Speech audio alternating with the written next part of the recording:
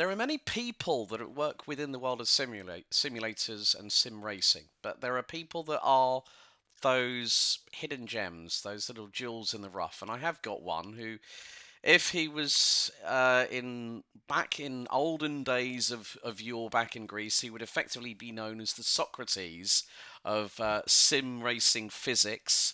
I have alongside me the pleasure to welcome along a very, very well-known personality.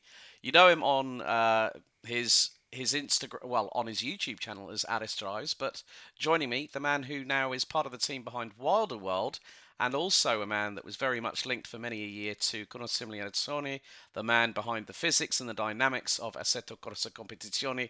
Aris Vasilakos joins me. Aris, firstly, my friend, we've got to know each other so well over both Gamescom and this year's Sim Racing Expo. It's wonderful to have you on the show, buddy. How have you been? Alex, wow, what an introduction. It's a pleasure to be here. Thank you so much for having me here. Uh, Amazing. Yes, as you said, we met on Gamescom in real life for the first time. And since then, it's been such a great pleasure to keep on, chatting and talking all things about Sims and the cars, actually. So, obviously, you're still based in Italy these days. Whereabouts in Greece are you originally from? Because I've never actually asked you that question. Yeah, I'm from Athens. Mm. Greece is a little bit of a strange country. Almost half the population lives in Athens, so there's a good chance that people are from Athens. And I came here in Italy in 1991, so I guess I'm more Italian than Greek by now, at least in number of years of life. Hmm. And I live here in Brescia. I'm based in northern Italy. And yeah, here we are. So, I want to sort of cast your mind back to, let's say, how you got involved within simulations, and obviously, which then led on to firstly joining with Marco and the team at Kunos, and then becoming one of the main people behind the physics and dynamics of Assetto Corsa Competizioni. Where did your career in the simulation world really begin? Oh, yeah, we could talk about that for a month or so. It goes really that far back, far away.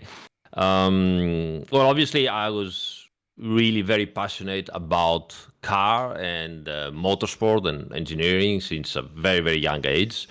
And I had this amazing opportunity. My uncle, who practically was, acting as my dad, bought me at 14 years old a computer. It was a Spectrum ZX and then an Amstrad and so on and so forth. Hmm. So my first experience with car games were back then, and I was just instantly hooked.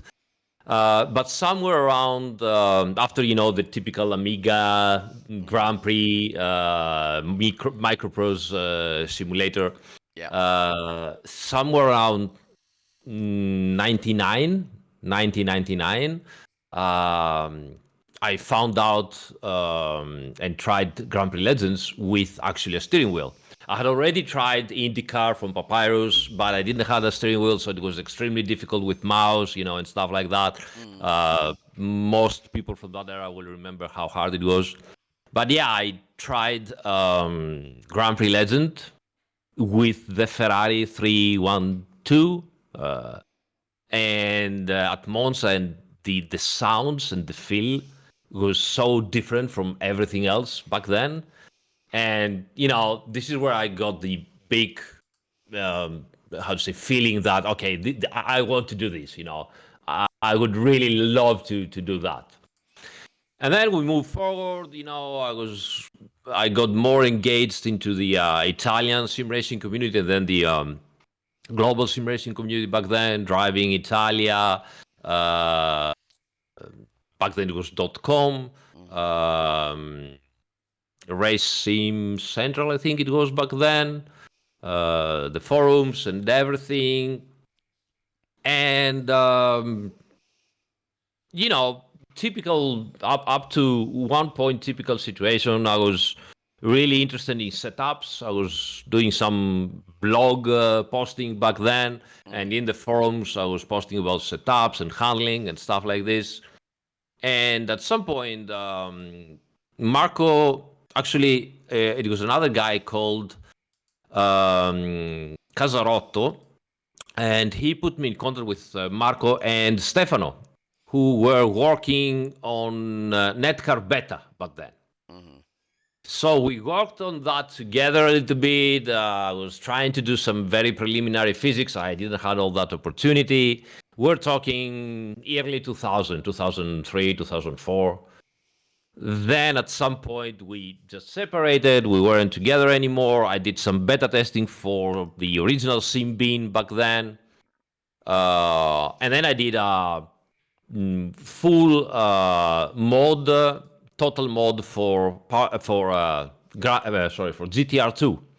The mod was called Power and Glory. So it simulated a big variety of cars, vintage cars, touring cars, because I really love touring cars of the era. We're talking about 60s, 70s cars. That was a pretty good success, and it also gave me quite a bit of experience because we had to do like 200 cars, and it gave me a good experience of how to do that. And it was that point where me, Marco, and Stefano got back together again. I helped a little bit of the last year of Netcar Pro, Ferrari Virtual Academy, and then finally Assetto Corsa Competizione, and the rest is history. So this is very, very short story of how I got into it and what I did. I mean, coming on to obviously the work that you did with Marco Mazzaruto, Davide Brio, who are two of the main guys. Of course, you talked about Stefano. I spoke with. I actually had to doorstep Marco at the expo because I didn't really have time to speak to him. But I just said to him, from what I've seen from Assetto Corsa Evo, not Evo, folks, Oh yeah, Evo, because otherwise, if Marco hears you say Evo, he will not be very. But the thing yeah. is, It's like pineapple on pizza, something like that. exactly, which shouldn't happen because it's a travesty, and I'm glad we're both on the same page because Evo stands for Evoluzione, Yeah. so it makes it an easier title for people to sound. Um, but one of the things that I loved that you did was not only open up a Discord server for the community, but you have a YouTube channel under Aris Drives, which has at the moment, and I am looking at the statistics as we speak, over 40,500 subscribers, 410 videos, which in total have nearly hit 4.5 million views. I mean, did you the amount of interaction that you got from a lot of people when you were talking whilst you were on the simulator, going through, and folks, we're not talking about 20-minute videos. We're probably looking at least 2 hours plus, and you're also doing live streams. But by doing that, that really endeared, I think, not just the game to the community, but you as a personality. Yeah, I have to say it was one of the best periods of my professional life, having this channel and be able to interact with this amazing community that is the sim racers. And I started it because, the life of the developer pretty much any game developer, I guess, but especially in a niche market like sim racing, is a little bit of a lonely life, let's say. There's a lot of work to do. And especially when we're working remotely, there is a lot of work that you do and you forget about, time and it's not a 9 to 5 Mm. job at all, as pretty much everybody that is around this niche market knows. Yeah, I know that as well. And yeah, exactly. and and working from home, it's like you never really stop, and because there are a lot of licensing work and a lot of top secret stuff and contracts that you have to respect and all of that stuff, you tend to not talk a lot with people. And so you become slightly lonely, which I think it's a bad thing because above all, it's a work of passion, and you need to share the passion with other people. So I was feeling like that somewhere around when the channel started, and I was like, you know what, I need to do something about this. I need to get back to the community. And I say, I'm really a lazy dev. I'm bored to do a proper work and a proper channel. I will just get on the screen on the webcam and record whatever I have to say while driving, and let's see how it works and how we move forward. And honestly, the reaction from the community was mind blowing for me. I never did, clickbait titles. I never did Mm. proper thumbnails. I never did any kind of promotion. It was just, hey guys, pretty much every Friday we go on and have some fun and talk about some interesting stuff about cars and handling and races. And the rest is, as you see, the numbers are honestly for me. I still cannot really explain it, but I will always be grateful for the love that the whole community shows every time I go live. So I'm not doing it that on the last year, and I really deeply regret it. We can talk about that why I'm not doing it, but I definitely intend to go back and do it again properly. Uh, So it's just a pause for me right now, but I love this feeling. The community is so warm, and it's so nice to be able to share this passion with the rest of the guys. I think that also came across when I bumped into you, and then I introduced you to the wonderful man that is Andre from Oh yeah. Renvelten when we were at the Oh my party at god. Strobel's, and instantly I saw you both lock eyes, both had a big smile on your face, and Andre said to you, "You're the man that's helped me with my business, so thank you so much." And then I remember walking around, catching up with several people that I hadn't seen, and everyone was wondering why they hadn't seen me all weekend because I was here, there, and everywhere. And you know that story as well because Yeah. we had a quick chat about that. Um, and then I go around 45 minutes later. Aris and Andre from Renvelton are still having a wonderful, wonderful conversation, and that just shows that this is why events like Sim Racing Expo bring people together, and it connects them in a way that a Discord server, a conversation like this, which, okay, yes, it's great to do these podcasts on a Discord server recording via OBS or whatever, but it's the real face to face, vis a vis contact that we all f- find so much more visceral because you're able to handshake, high five, embrace, whatever.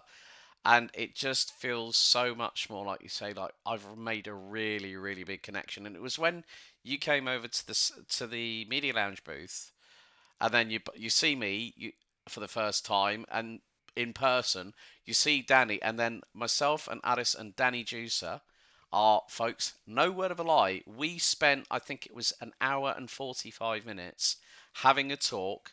Just and I think Danny had to shoot off because he had a meeting. And one of the beautiful things of how that conversation evolved between myself and Addis was the fact that we were talking about life. We weren't Yes. talking about sim racing. We weren't talking about platforms. We were talking about life. And it's one of the most cherished conversations I've had with anybody in this industry. And it's thanks to this man here, to be honest with you. Um, but obviously, then we look at the next chapter of your journey, which, as you said, you said to everybody on the Anis Drive saying that I'm going to be stopping for a while. You then announced that you're leaving Kunos and moving on to a new project, which has been a lot of development because before this episode, folks, uh, the project that Addis is now part of is called Wilder World, and it's going to be something very, very different, which I'm going to ask Addis to elaborate on the concept on. But that's been a project for at least the last 3 years. I've seen some of the screenshots. It looks absolutely amazing. What was the biggest decision to join the team at Wild World to go and do something that was a little bit, I wouldn't say out of your comfort zone, but something of a challenge, let's say. Um, Actually, forgive me. I will make a, I'll take a small piece of time before going into Wilder World and stick for a moment to what you said before about the Sim Racing Expo and meeting everybody, in real life, face to face. And I'll do a very needed promotion for the event. And I'll do that from the bottom of my heart because, as you said, the most amazing thing in Sim Racing Expo was not the incredible hardware that we had the opportunity, everybody had the opportunity to, try hands on with all the incredible, you know, hardware that was on the expo. The software, the sim racing titles, of course, this year we had Assetto Corsa Evo. But the most incredible thing was connecting with the people. You don't get to connect with the people in the same way behind a monitor or, as you said, in the Discord chat. The first day after the amazing, day around the expo, I had the opportunity to have a fantastic dinner with the low fuel motorsport guys. Incredible evening. We had so much fun. The next day, we were at the party. Connect Andrea. I mean, I'm in love with that guy instantly from the first moment that we start talking. Bromance confirmed. Absolutely, absolutely. That guy is a hero. Andre, we need to hear your other side of the conversation on a future Yeah. episode. That's for sure. But yeah, Yes. I love Yes. that. Yeah, that it's just Yeah. it was the atmosphere that really Yeah, captured with everybody. you, everybody, and again, even on Sunday, that everybody was visibly tired by, that very long weekend, Hmm. and yet the excitement and the passion and the need to discuss, to talk about things, with all this, I will really say to everybody, go visit the expo next year or the other year. I don't know what you're gonna do, guys. You need to visit each other in real life. It's amazing. It's a whole brand new experience. You need to do it. Yeah, no, I completely agree. I mean, the thing was for me, it was my first role as not just being a commentator for the GT 500 and for the Aztec Sim Sports Community Trophy, but my communications role. I'll be completely honest with you. When I finally tallied up how many kilometers I had walked from the moment I I got to got to the Mercure Hotel at the Dortmund Messe, checked in, dropped my bags off, headed straight to the office at 3 o'clock. I think by the time I'd gotten home to Stansted on the Monday late hours of the night, I'd walked 65 kilometres. Oh my god. And so when people say, "How did the expo go?" Yeah, my feet didn't leave the ground, apart from sleeping and when I needed to jump in the shower or whatever.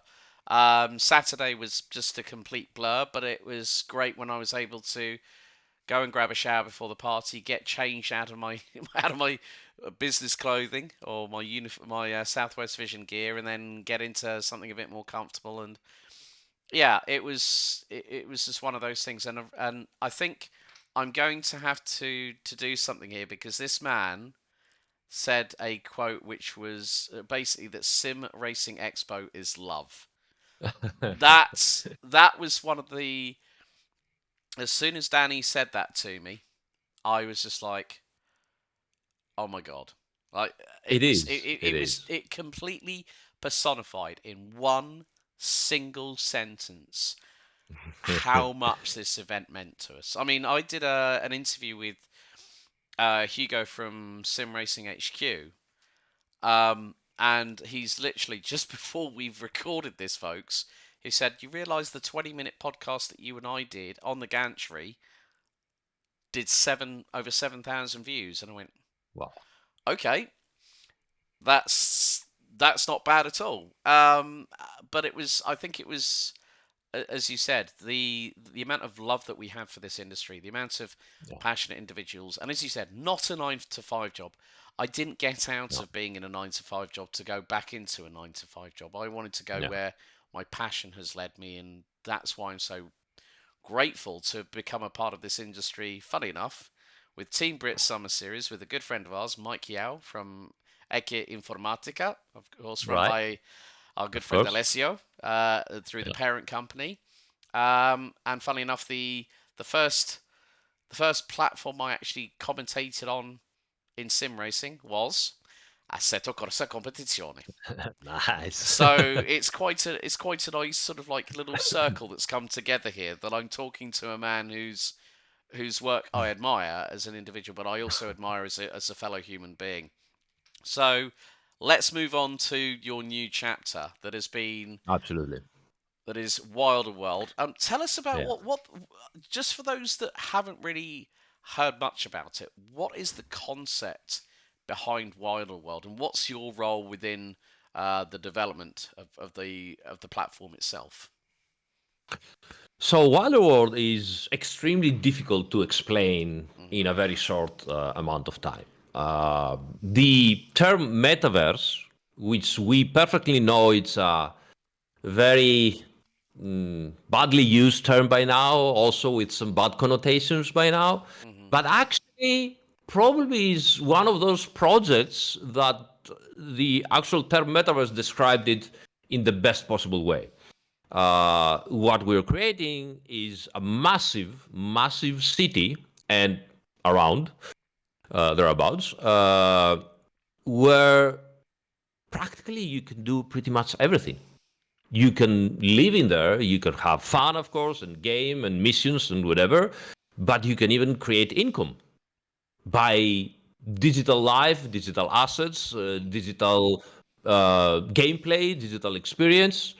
Um, and obviously, in terms of gameplay, we create an analogy which, again, it's very, very shallow for what it is, but you can think a little bit about it as GTA, but you play the good guys and try to protect the city and the work around the city. Um, but everything in there is based on, of course, a blockchain token, and all the assets are digital assets, NFTs.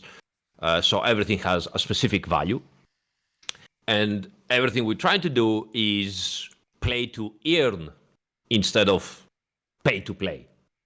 So this is the main aspect. Now, obviously, in such a situation, you're gonna have some losers, you're gonna have some big winners, and so on and so forth. But uh, the biggest, let's say, uh, risk and difficulty is how you can create a balanced market and game economy that pretty much rewards everybody.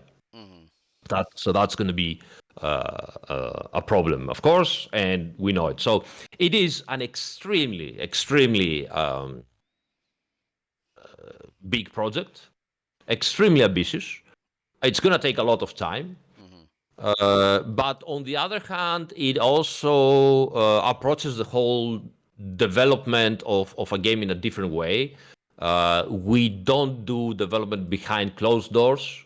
We release everything we have and anything we have as soon as it is good enough, acceptable. We know it's not as we wanted. We know it's not good enough, Hmm. and we're just gonna iterate, and fix it again until we're gonna release, the full city and the open map and go forward with that.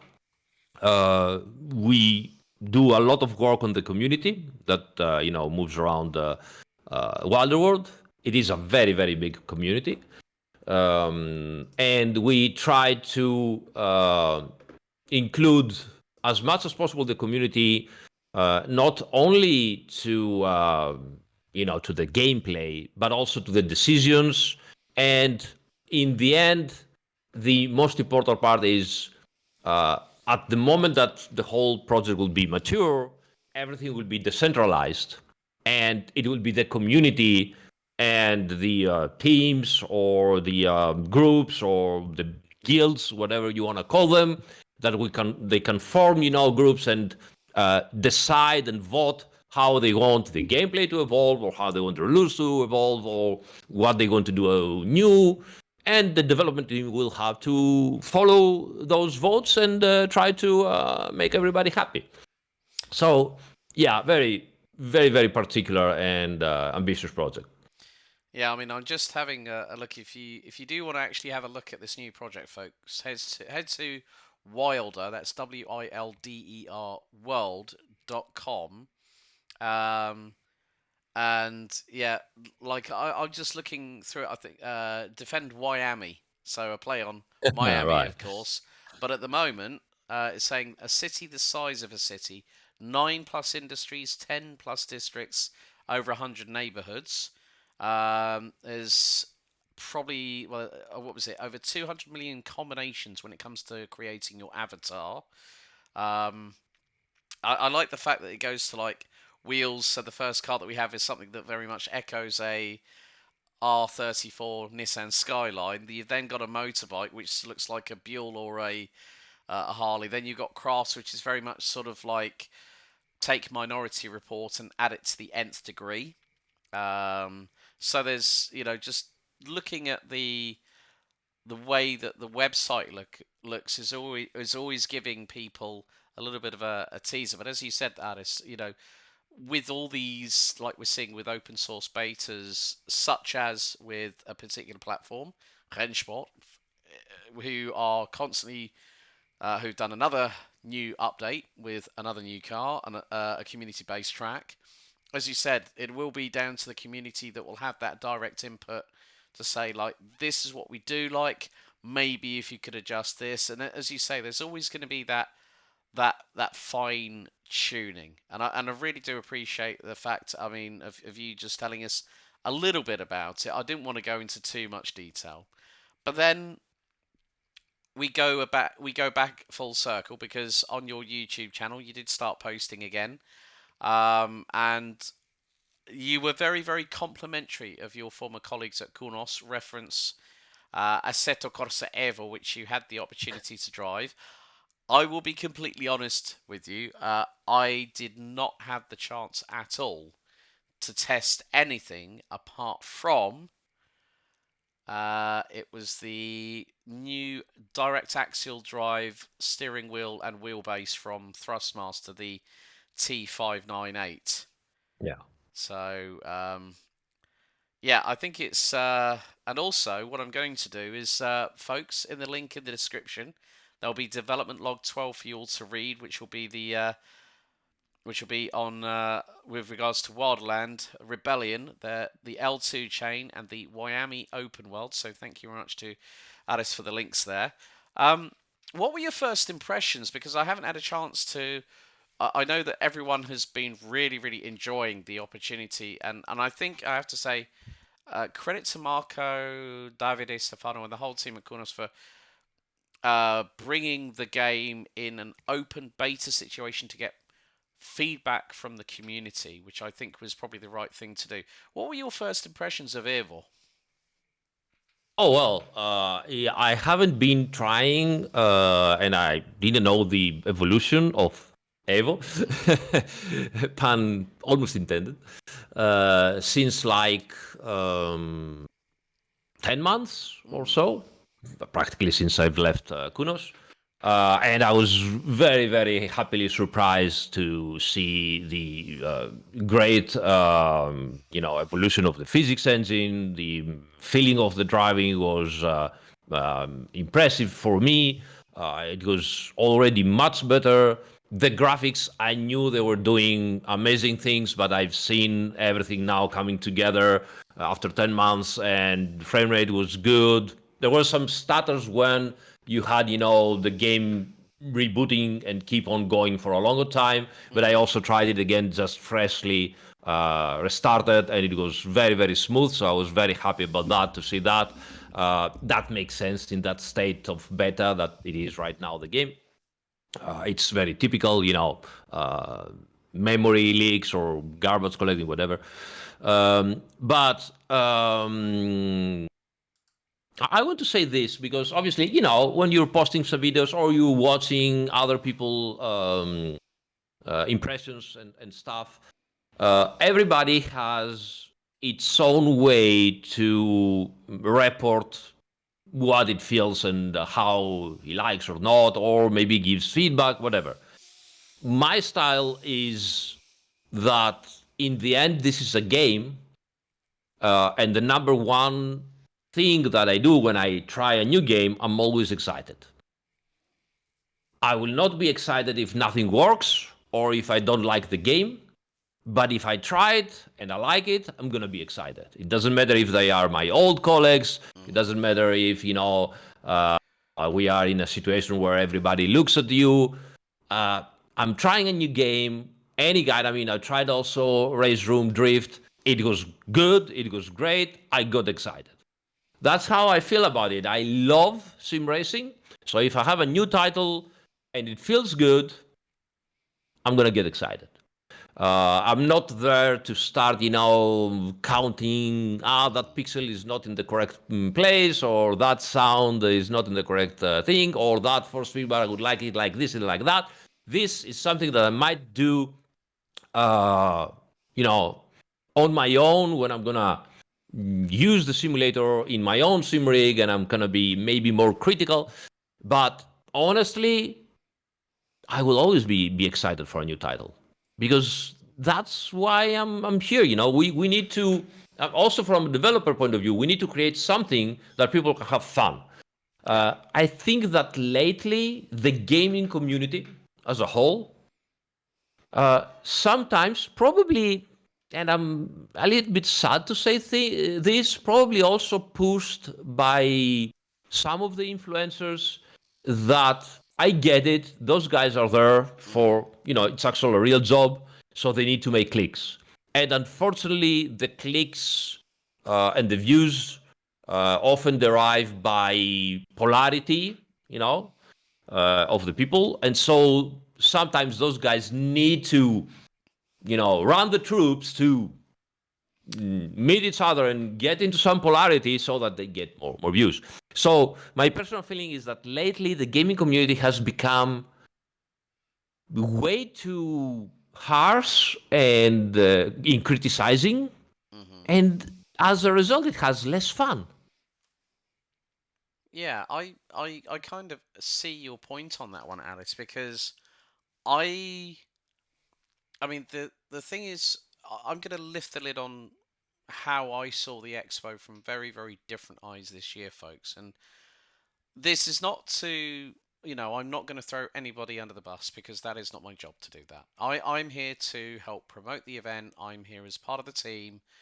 And from when we had all the exhibitors starting to build things up, when I was there on Wednesday afternoon, and then I saw, first of all, I could see in the background the Hyundai N booth being built, and it was big. Oh yeah. No word of a lie. It was big. But it then brought me into perspective when I saw Cooler Master, who you said that you unfortunately you missed out because there was so much to see and do. But folks, Don't remind me. but folks, Damn that's it. why I always say to everybody, if you're going to the expo, don't go for one day. Go for the whole weekend. Spend that extra little money on the flights, the Yeah. hotel. If you can get to the party, get yourself a ticket if you can. Be part of that experience. I mean, as I Yeah. said to Addis, and I'd be open and honest, I have tried every single year for the last three sim racing expos to try some products.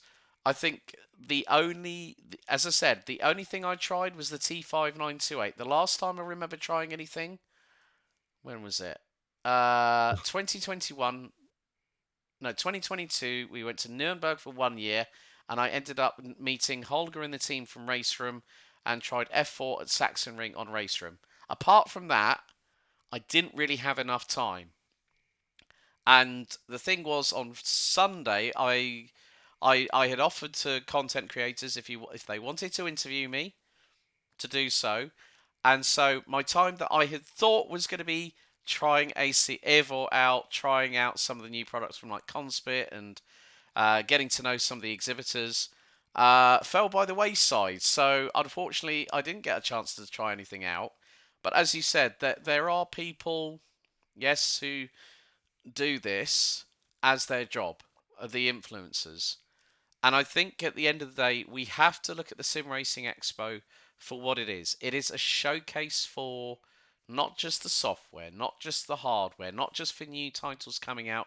new products coming to market, like say the Active Pedals Pro, the cheaper variation of the Active Pedals from SimuCube. And I know Johanna and the team from SimuCube, well, mainly Johanna and Tuomo, one of the engineers, because I worked with them and Tom Castermans and the team at Eau Rouge at the CrowdStrike 24 Hours of Spa the year before, because we were working with WRT that year. It is about us as a community. Yes, we can be critical. Yes, we Yeah. do have an opinion. But as you said, Alice, I'm very much in agreement that the fact we've got to celebrate this community Yeah. rather than try and pull it down a peg or two, because then. But the one thing that every single person that I spoke to from the exhibitors, they said we've got a couple of niggles here or there, but it's been fantastic. It's the best ever expo.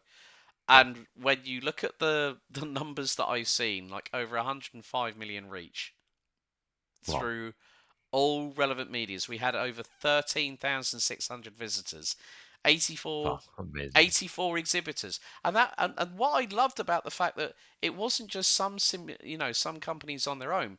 So you had Eau Rouge partnering with SimiCube because SimiCubes needed sim rigs. You had Bavarian Simtech partnered with Dutch sim rig outfit Trek, who've only been in business for 4 years.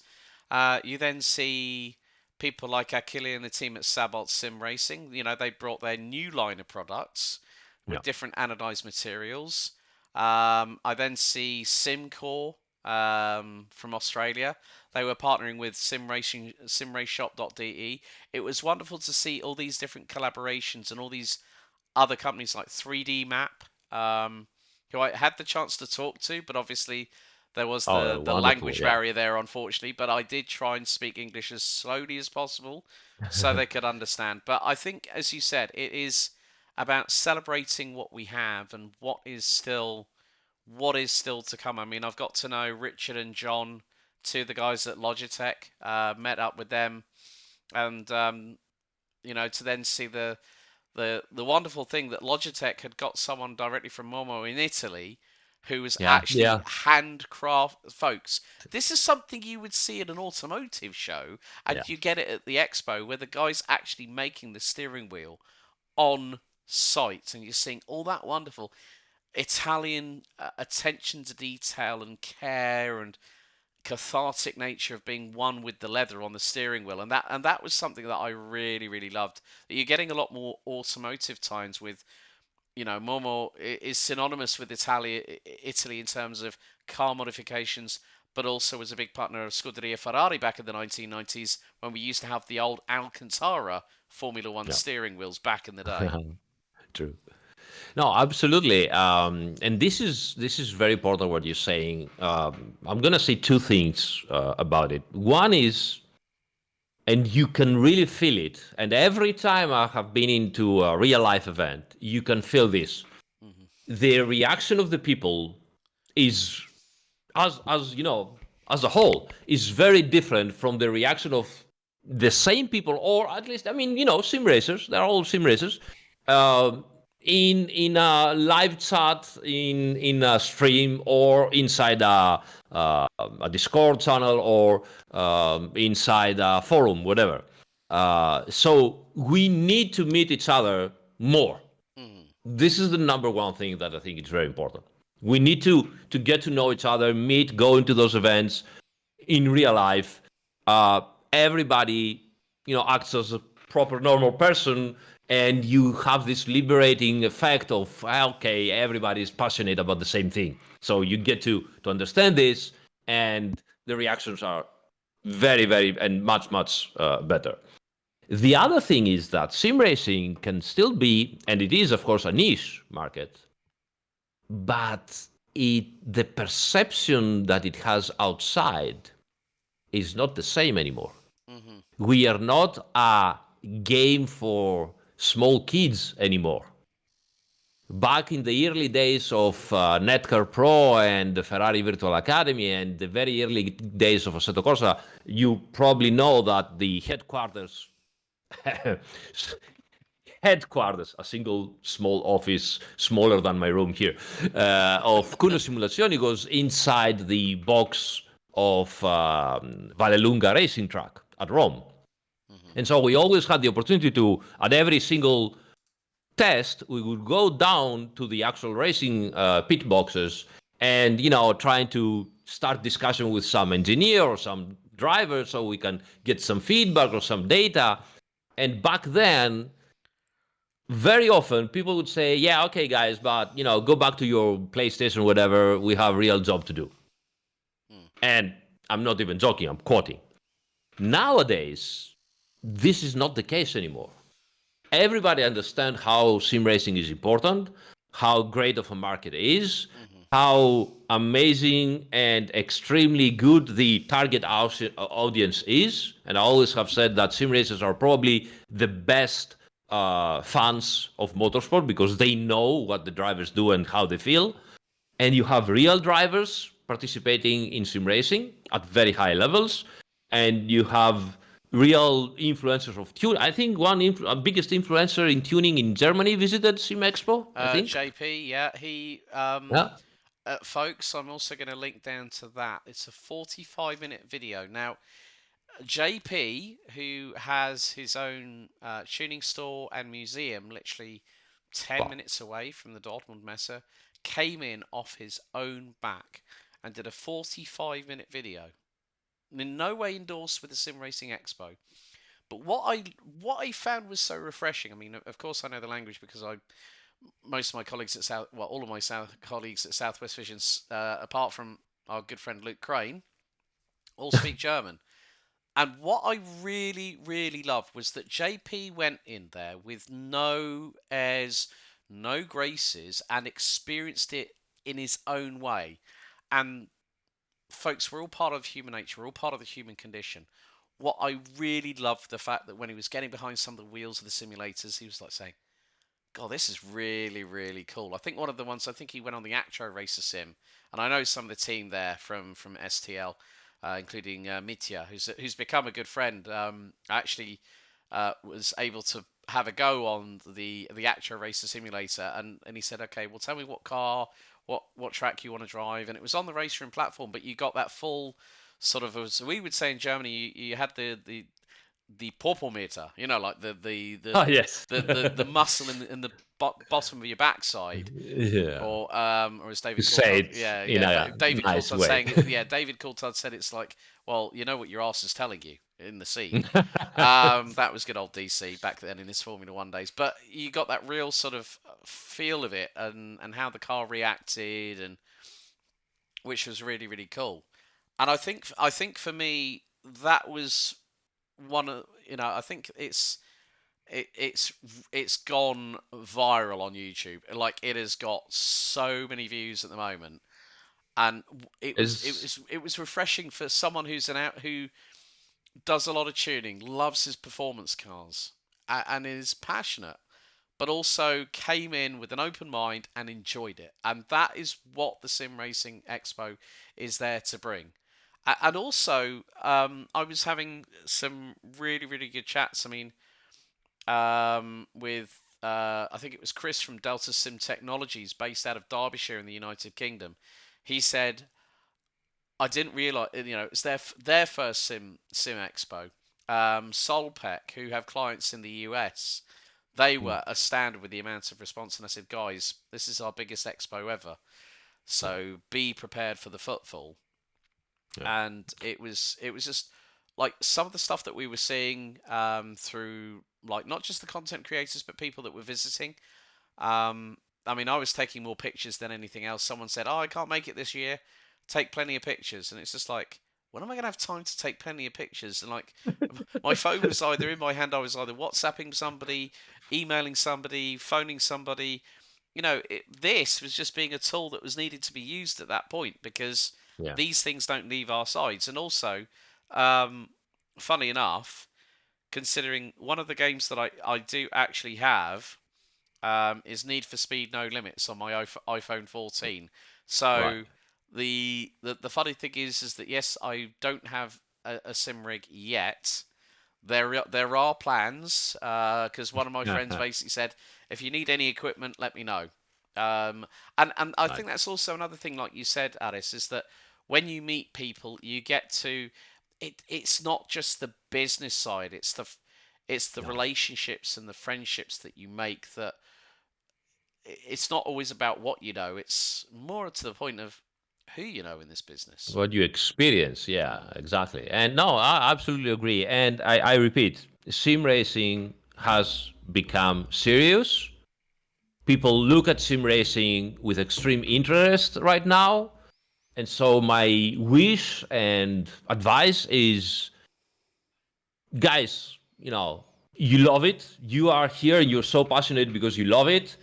Just, sometimes think that what we show, it also gets shown outside Mm. from people that are looking into this space, and they actually either want to get in, or trying to figure out or want to understand what they do. I mean, I've tried the steady wheel from Cosworth, from that amazing guys that were doing that. The level of detail and precision, manufacturing was out of this world. So, as you said, the Hyundai and booth, massive, massive. So, uh, it's kind of, you made it, guys. Sim racing is out there, and people look at it as a serious thing, not just because it's a game from small kids. Mm. So act appropriately, Very, very wise words there, my friend. Well, let's get off the topic of sim racing, because I've got a couple of final questions to ask you. Now, obviously, with regards to sim racing and motorsport being intertwined, was there a particular era of motorsport that you treasure fondly for sort of like how it pulled you into enjoying motorsport? Well, the easy answer is, of course, the COVID area, Mm. because unfortunately, for everything that was happening around the world and all the problems, uh, sim racing really exploded.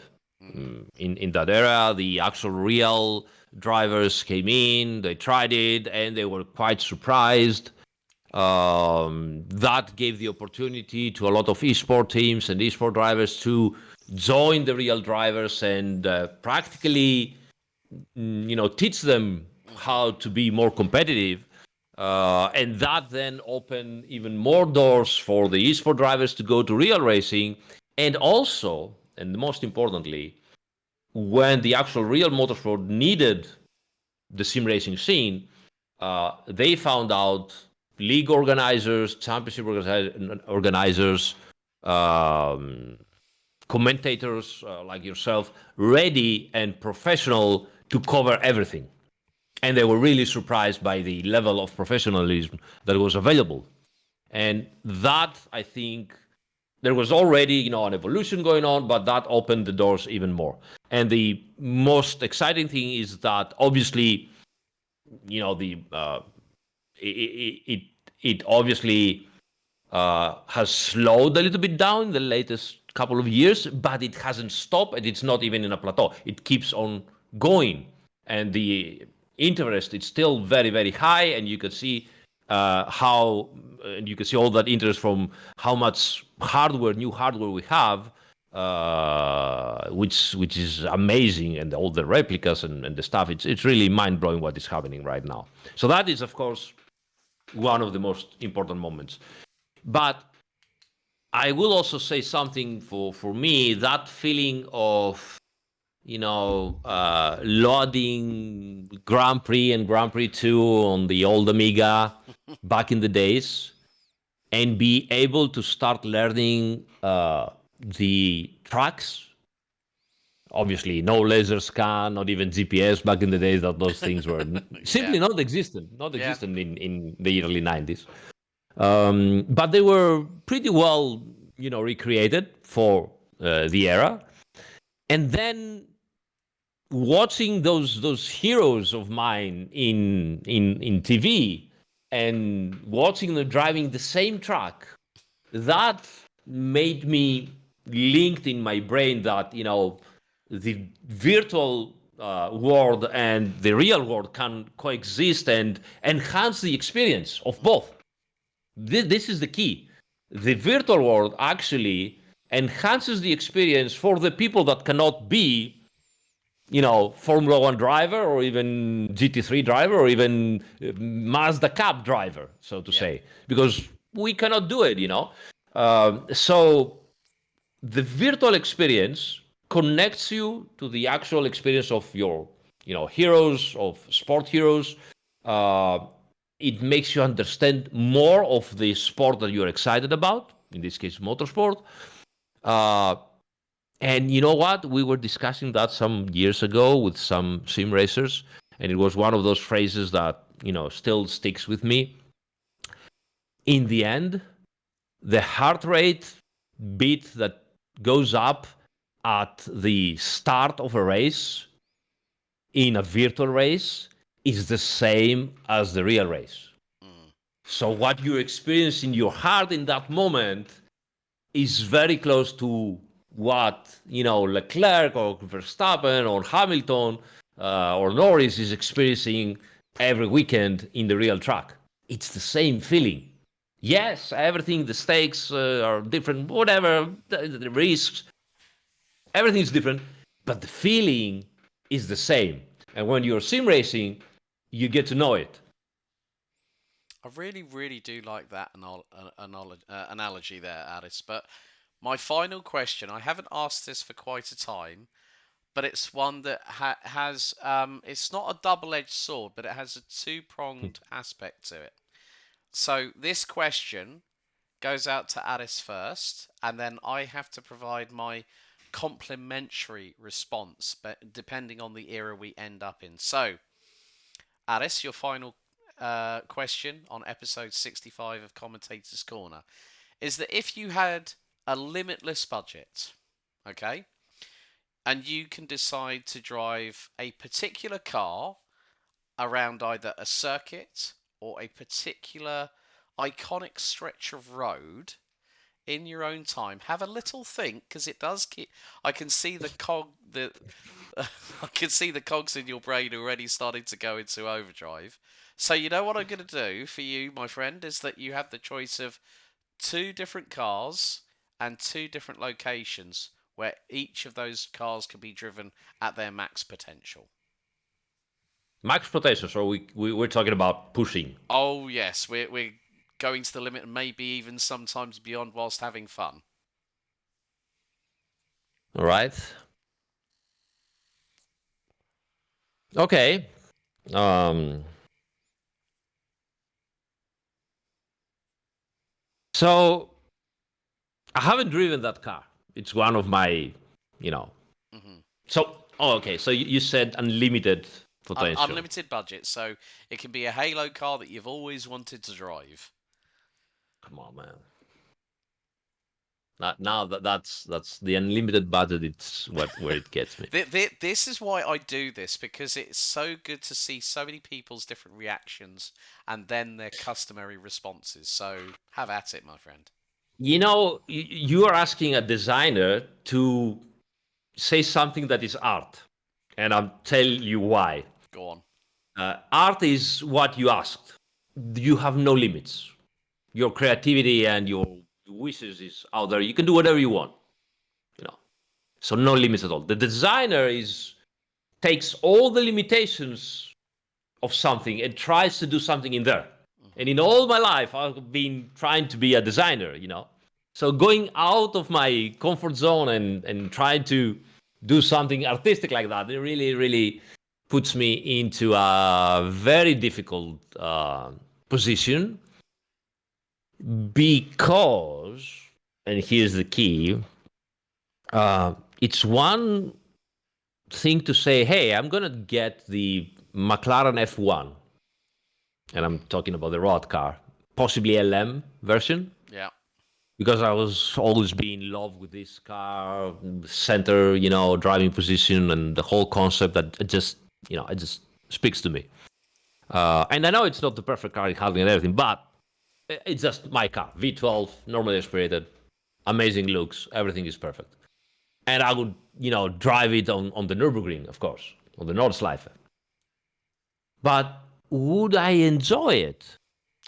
That's a very well put. That's a very, very well thought out answer there so far. Because I am at a level that if I cannot push myself and the car to the limit, I do not enjoy it anymore.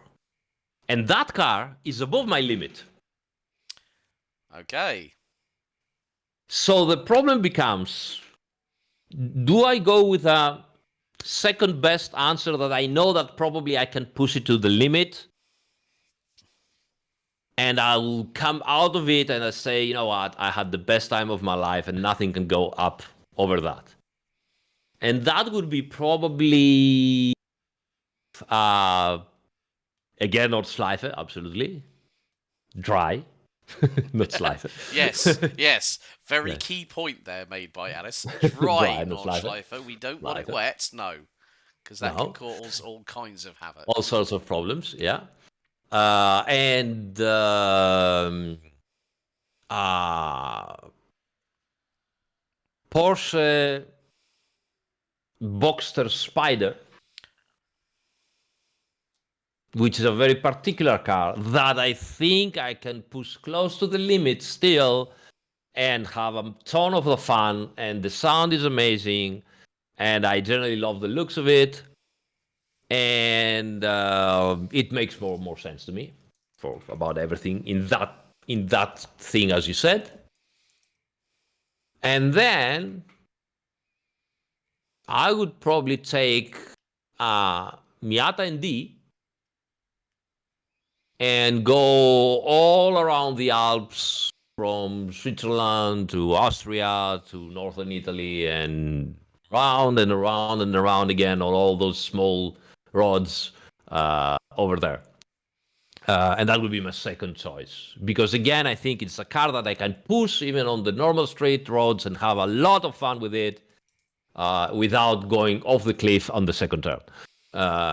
And it's very important to me that Hmm. the big car goes on the track and the low speed car goes on the street, because, and this is I think where the whole car culture lost the plot since a long time. Yeah. It lost the plot. Nowadays, you hear people that say, "Oh, it has only 300 horsepower." Everybody's complaining, "Oh, we don't have good sports cars." And we have the Miatas and we have the Toyota's GR86. Hmm. And everybody's like, "Oh, but those are very slow." And like, you guys are out of your fucking mind.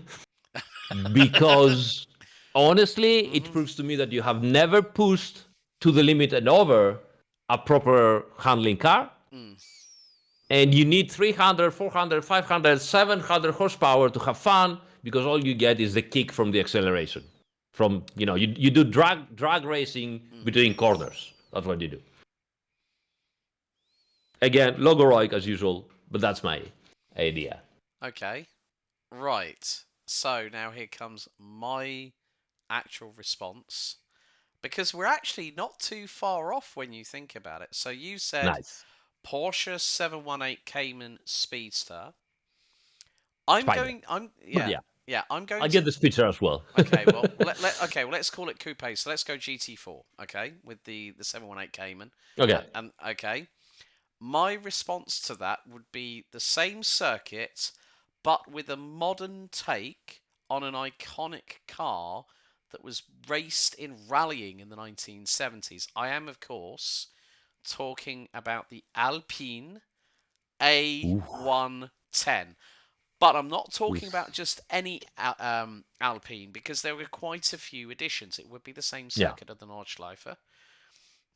However, SR. Which one? they had the R Ultimate, which had the rear wing, they had the semi slicks, they had the carbon fiber bonnets on them. So that would be my choice of car. 1.8 litre with around 300 brake horsepower. And I know for a fact that that car Action. would be, I'd be more than capable. I mean, of course, yes, it's a turbocharged engine. It's part of the TCE range. So that would be the car that I would choose. Nordschleife would be my second choice of circuit on it, but if I really wanted to push it, I'd like to push it at Le Mans at the full Right. 13.7, 13.5 kilometer circuit. With regards to driving, there are many roads that I would love to try, but there is one car. Now, I am talking something about a car that you can daily, but you also have the horsepower to enjoy a wonderful road.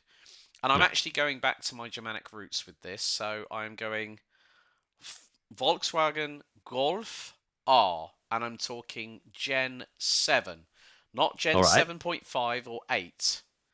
It was when you had the real, but you still had the bulletproof A triple eight 2 liter TFSI Mm. engine producing 300 brake horsepower. It would be in the wonderful performance blue with the Nice. 18s Yes. on it. Yes. And I think probably the Stelvio Pass would be the route that I would choose to test out that But that is vehicle. around the ring that I was talking. So Exactly. So we've there. got the right ideas. Exactly. Exactly. So, um, Aris, thank you so much for joining me here on episode number 65. It's been an absolute pleasure. Folks, social media links are in the description down below, or if you're listening on Spotify, thank you so much for listening. Aris, look forward to catching up with you again in the not too distant future, as always.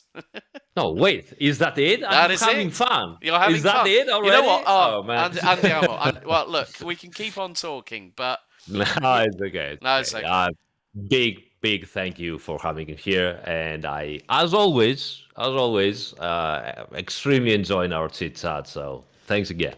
Maybe there might be a future development that me and Alice do need to talk about, which we discussed at the expo. But we'll let you all hold your breath on that one because could be a work in progress depending on how busy we get. But folks, thank you so much for tuning in for episode 65 of Commentator's Corner. We'll see you next time.